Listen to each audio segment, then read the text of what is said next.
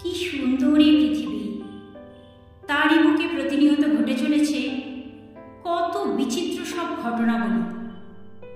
কে বা কজনই বা তা মনে রাখে, বা মনে রাখা হয়তো সবসময় সম্ভবও হয় না। জীবনের উপর চাপ এখন এত বেশি মাত্রায় প্রতিফলিত হয় যে সেই চাপ সামলে উপরের দিকে মুখ তুলে তাকাবার সময় নেই। তারই মধ্যে কিছু কিছু ঘটনা যা আমাদের মনে গভীর ক্ষতের সৃষ্টি করে, শুধু সেই ক্ষতগুলি কেউ ভুলতে পারে না। এমনই এক ক্ষতের কাহিনী এখানে বলবো।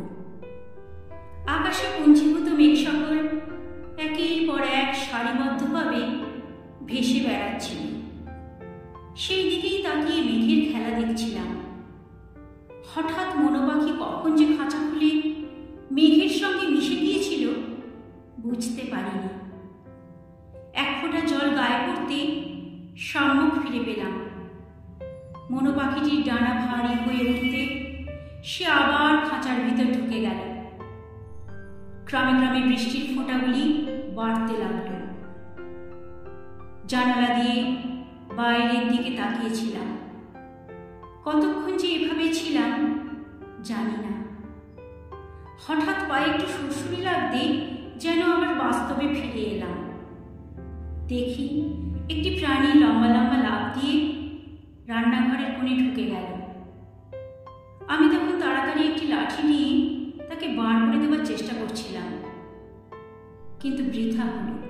সে কিছুতেই নড়ল না। তখন তাকে আর তাড়াবার চেষ্টা করিনি। দেখতাম প্রতিদিন রান্নার পর বেরিয়ে এসে খাবারের ছোট ছোট গুঁড়োগুলি খাচ্ছে। আবার কখনো কখনো তাকে ছাদের উপরেও দেখতাম। এইভাবে চলছিল দিন। অনেক দিন থাকার ফলে একরকম পোষা হয়ে গিয়েছিল। তখন ওর একটা নামকরণও করলাম। ওকে আমি ঠ্যাং বলে ডাকতাম। আসলে এরকম অদ্ভুত নামকরণ কেন করেছিলাম, এর পেছনে অবশ্য একটা কারণ ছিল। ও প্রথমে আমার পায়ে ওর ঠ্যাং দিয়ে সুরসুরি দিয়েছিল, তাই ওই নামে ওকে ডাকা আরম্ভ করলাম। তারপর বেশ কিছুদিন যাবৎ হলো তাকে আর দেখা গেল না। এপাশ ওপাশ খোঁজাখুঁজি করলাম, এটা সেটা নাড়ানাড়ি করলাম, কিন্তু না, তাকে আর একদমই খুঁজে পাওয়া গেল না। প্রাণীটি খুবই ক্ষুদ্র, কিন্তু মনে একটা বিরাট দাগ কেটে দিয়ে গেল, যে দাগটা চিরকাল রয়েই গেল। সে প্রাণীটি আর কেউই নয়, একটা ক্ষুদ্র পোলা ব্যাঙ মাত্র।